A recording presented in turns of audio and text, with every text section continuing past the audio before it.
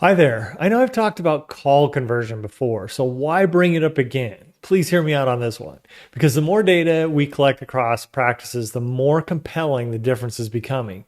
This is no longer a small operational detail in today's market. It is one of the clearest dividing lines that we're seeing between offices that consistently grow and offices that struggle to turn demand into actual patients. Because patients are consumers and they are trickier than ever. So right now, one of our clients is converting approximately 44% of its qualified calls into appointments. Other practices are converting closer to 20%, some less. Think about that difference. These offices may be investing similar amounts of marketing, generating similar patient interest from the same type of patients, but one is scheduling more than twice the percentage of qualified callers, not 10%, twice. And that gap can mean dozens of patients and tens of thousands of dollars in production over the course of a year. And it's not always caused by one major problem. Often the differences are subtle on one level, but some factors are worth considering, like this one. And this applies more to leads than calls, but we call it speed to lead. So if you get a message or a new Facebook form submission, a person in their account took the time to fill out and give you personal contact information. This is not done by bots. But do you respond within minutes? So if you don't reach out and you don't reach them, do you call back within a few minutes? The data says this makes a major difference, up to 9 times the conversion success versus waiting even 30 minutes or more to make those calls. So Facebook form submission takes effort. They aren't bad leads. They require sales skills to chase. And whether you reach them or not, every lead gets put into a customized email and text workflow that automatically follows those patients from that point on. So every big brand values warm leads, people who give contact information willingly. They enter them into email and text follow-ups. We now do the same thing. So if someone filled out a Facebook form when they saw your implant ad and you can't reach them, they will continue to hear from your practice with educational information about implants for quite some time. Some decision cycles take a long time to convert, and this can be one of them.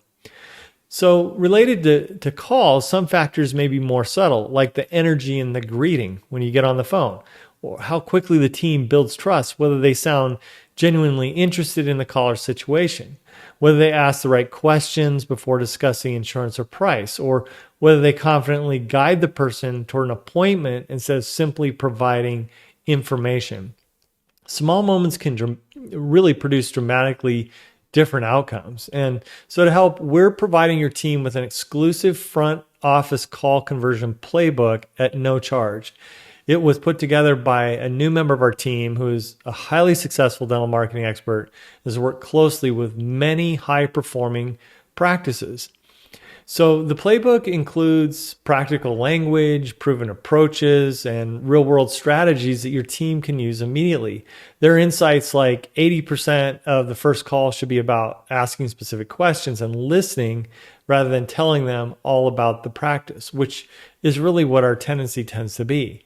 I strongly recommend reviewing this playbook together and have your key players at the front go through it carefully and pull at least one pearl to apply immediately. It is a proven strategy. The goal is not to turn your team into robots or require them to follow a very rigid script. Look for the pearls. Find one phrase, one question, or one adjustment that could create a 1% improvement in speed to lead or the handling of a call. Because those 1% shifts, they compound.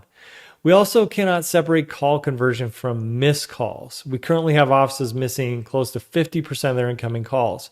Other practices are missing fewer than 10%. That difference is absolutely enormous. Every single call represents an opportunity. It may be someone in pain, someone looking for a new dentist, or someone finally ready to move forward with treatment like dental implants.